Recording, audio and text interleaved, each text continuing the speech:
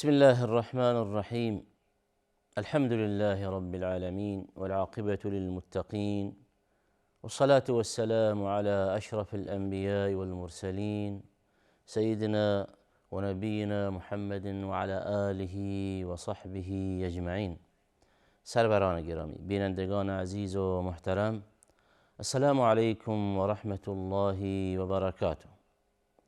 و برنامه حقوق زن در اسلام و با موضوعات مختلف در مورد این برنامه مهم که در مورد حقی از حقوق قشری از بشریت سخن میگوید در خدمتتون می باشم. در نشست‌های گذشته مبحث جدیدی به اتفاق یکدیگر آغاز و شروع نمودیم، بحثی در مورد گواهی دادن در اسلام، بحث شهادت که هم در قرآن کریم در مورد کلمه شهادت آیات کریمه زیادی داریم و هم این مسئله در سنت پاک نبوی به اون هم اشارات زیادی شده است. و در این مورد همانطوری که سابقا اشاره شد، در واقع بحث و جدل‌هایی می شود، شبهه‌هایی پراکنده می شود، شبهه‌های پراکنی می شود و در واقع دشمنان دیرینه دین مبین اسلام سعی و تلاش دارند همواره کوشش کنند، تلاش کنند تا اینکه بتوانند فرزندان اسلام از دین خودشان، از قرآن خودشان، از سنت خودشان دور کنند. در تلاشند که بتوانند شبهه‌هایی ایجاد کنند تا اینکه در واقع اذهان جوانان دچار شک و شبهه و تردید شود و دچار شبهه شود. اینجاست که بایستی برای رد این گونه شبهه ها و مسائلی که در صدد تشویش اذهان جوانان می باشند بایستی برگردیم به قرآن کریم، به سنت پاک نبوی و بررسی کنیم، تحقیق کنیم تا اینکه متوجه شویم بر اینکه دینی که الله واحد عز وجل برای بشریت ارسال نموده است توسط پیامبرانش، دینی که خالق بشریت برای بندگان خودش اختیار نموده، اون دین دینی است که بی شک و تردید کامل می باشد. دینی است که به هیچ وجه دچار تحریف نمی شود و نمی تواند شود، چرا که وضع کننده این دین خالق بشریت می باشد و آفریدگار جهان در واقع به تمام جزئیات مربوط به بندگان خودش احاطه کامل دارد، علم غیب دارد در آنچه نبوده و اون چه هست و اون چه خواهد شد. از این بابت تمام قوانینی که در دین مبین اسلام برای بندگان، چه قشر مردان و چه قشر زنان به طور عموم، این قوانین نمیتواند با زندگی بشریت در تضاد باشد، بلکه با رعایت این قوانین یک فرد میتواند با رعایت این قوانین خوشبختی برای خودش جلب کند، رستگاری دو جهان دنیا و آخرت برای خودش فراهم کند. و اینجاست که این قوانین قوانینی هستند که وضع کننده اونها الله ذوالجلال می باشد، از این بابت که دچار تحریف نمی شوند و از این بابت که این قوانین مناسب می باشند برای هر زمان و هر مکان تحت هر شرایطی که باشد. پس اینجاست که هر چقدر که بندگان این حقوقی که الله واحد عزوجل وزن نموده و به اون دستور داده رعایت کنند، خوشبختتر می شوند. و اینجاست که یکی از موارد مهمی که در دین اسلام مطرح می باشد حقوق زنان. حقوق زنان اون حقوقی هستند که الله واحد عزوجل اونها را در قرآن کریم بیان فرمودند. پیامبرش علیه الصلاة و السلام در سنت پاکش اون را بیان فرمودند. و اینجاست که یک امر دستوری و فرمایشی از جانب الله و رسولش می باشد. پس طرف اول قضیه می بینیم که حامی این حقوق، وضع کننده این حقوق، کسی که به این حقوق دستور و فرمان میدهند الله و رسولش می باشند. طرف دوم قضیه این است که اینها بندگان هستند که بایستی که با استنباط از قرآن کریم و سنت پاک نبوی این قوانین و این حقوق در مورد یکدیگر رعایت کنند. چنانکه بشریت این حقوق در مورد یکدیگر رعایت کنند، دیگر هیچ گونه مشکلی و معضلی پیش نمی آید. و اینجاست که بحث ما در مورد حقوق زن در اسلام می باشد. و اینجاست که همونطوری که عرض شد حقوق قشر زنان به طور کافی و وافی در قرآن کریم و سنت پاک بیان شدند. یکی از مواردی که به عنوان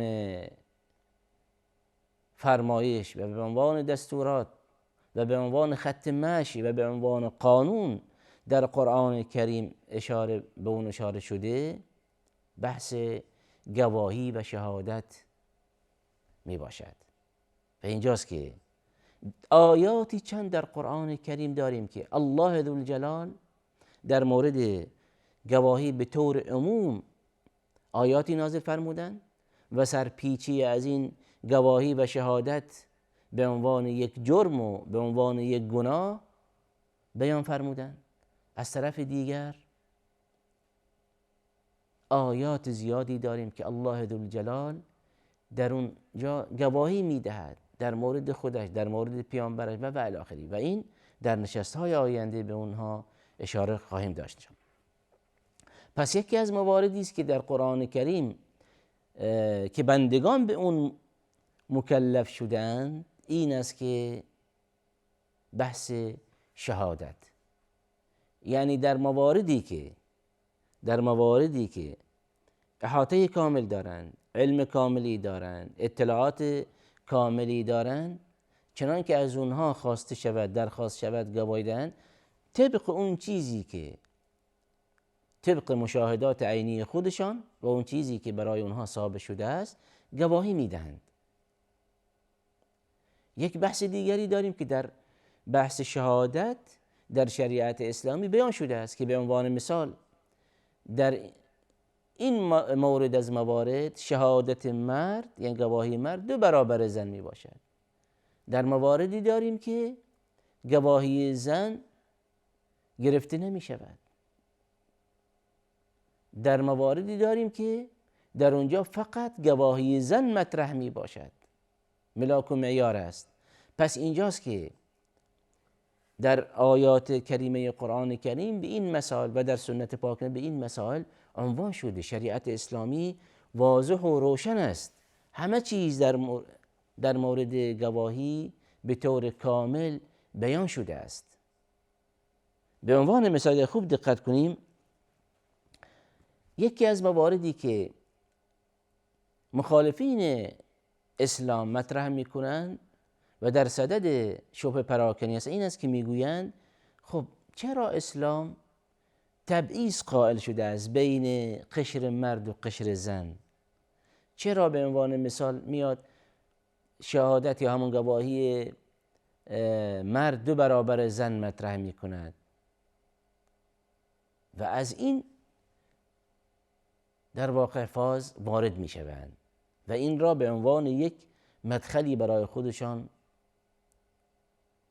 این مسائل مطرح میکنند تا اینکه بتوانند شبه های خودشان مطرح کنند. در صورتی که اگر خوب دقت کنیم چنین نیست، یک قاعده عامی نیست که در همه جا چنین مطرح باشد که شهادت یا همون گواهی مرد و برابر زن باشد، چنین نیست.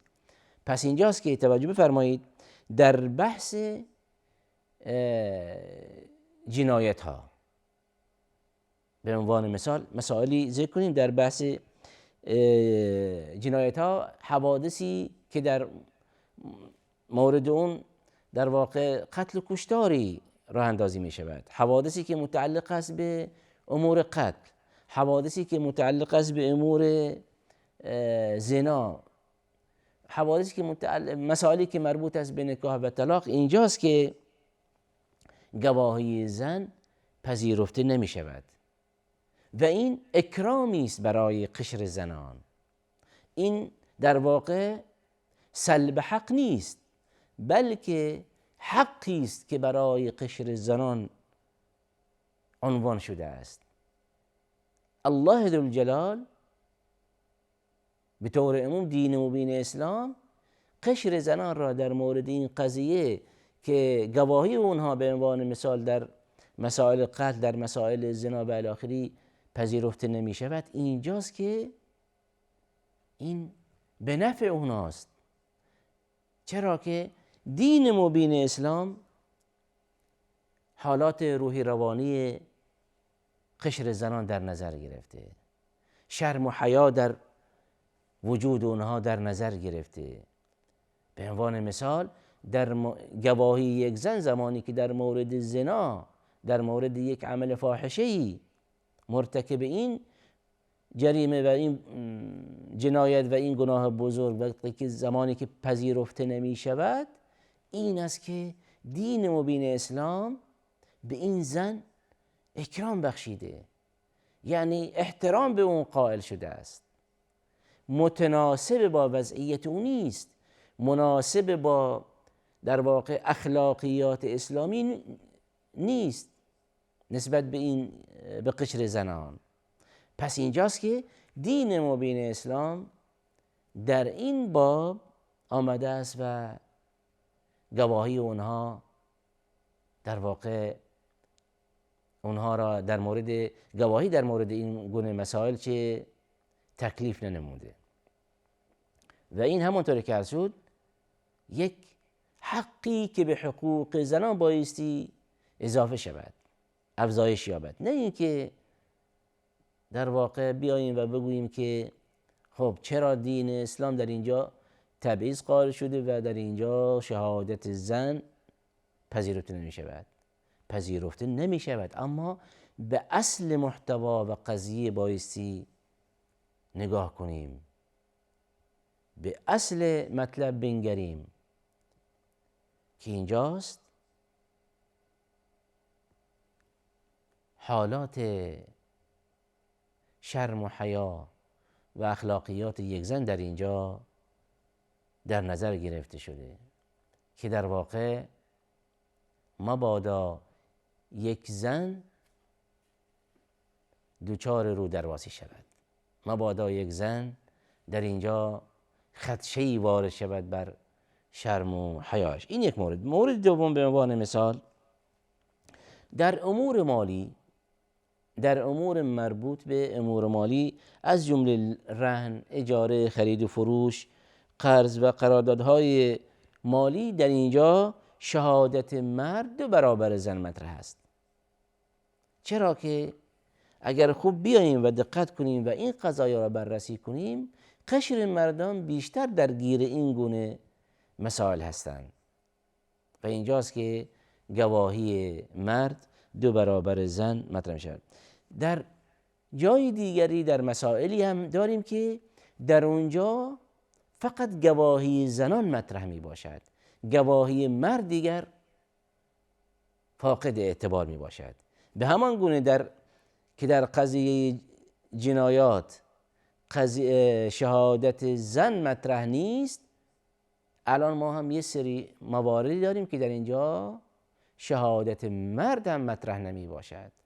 در مورد اموری که به بکارت زنان، قاعدگی زنان و شیر دادن و به طور امور مختص به زنان فقط گواهی زنان در اونجا پذیرفته می شود و به هیچ وجه گواهی یک مرد در اینجا پذیرفته نمی شود. مورد دیگری اگر خوب دقت کنیم در مورد لعان، اون آیاتی که از آیات سوره نور، از صدر آیات سوره نور اگر خوب دقت کنیم در مورد همون بحث لعانی که مطرح می شود، اون ملاعنه‌ای که بین زن و شوهر می شود، در اینجا به تساوی عنوان شده است. پس دقت کنید، بحث گواهی در اسلام امتیاز نیست. یعنی اینطور نیست که در واقع هر کسی که گواهی دهد یک امتیازی برای او در نظر گرفته شد، بلکه یک مسئولیت است. به طور عموم اگر خوب دقت کنیم، بحث گواهی در اسلام یک بحثی است که مسئولیت می باشد. چنانکه یک شخص از روی عمد و یا از روی جهل و یا از روی فراموشی در واقع گواهی در مورد یک مسئله از مسائل اعلام کند، اینجاست که این گواهیش ممکنه حقی از حقوق پایمال کند، چرا که با مراجعه به در واقع دادگاه ها در اونجا یکی از مواردی که برای اثبات حق حقوق گواه عنوان می شوند که قاضی از همون مدعی یا از همون شاکی و مشکوک از اونها در واقع درخواست میکنه که آیا گواهی داری؟ در بین شما افرادی به عنوان شاهد هستند. اینجاست که چنان که همون افرادی بیایند و شهادتی بدهند، یعنی این که در واقع در مورد تثبیت یک حق دخیل بودند. الان چنان که حق باطلی را برای کسی و به نفع کسی گواهی دادن، اینجاست که این مسئولیت است. فردای روز قیامت چنین شخصی مؤاخذ می شود. پس توجه بفرمایید که گواهی به طور عموم اگر خوب دقت کنیم امتیاز نیست، بلکه مسئولیت می باشد. و اینجاست که در پاره از مسائل قشر زنان از اون معاف شدند و این مسئولیت اونها کمتر کرده است. بحثمان در اینجا خاتمه می‌یابد و همین موضوع ان شاء الله تعالی در نشست آینده به اتفاق یکدیگر ادامه خواهیم داد. و آخر دعوانا ان الحمد لله رب العالمین.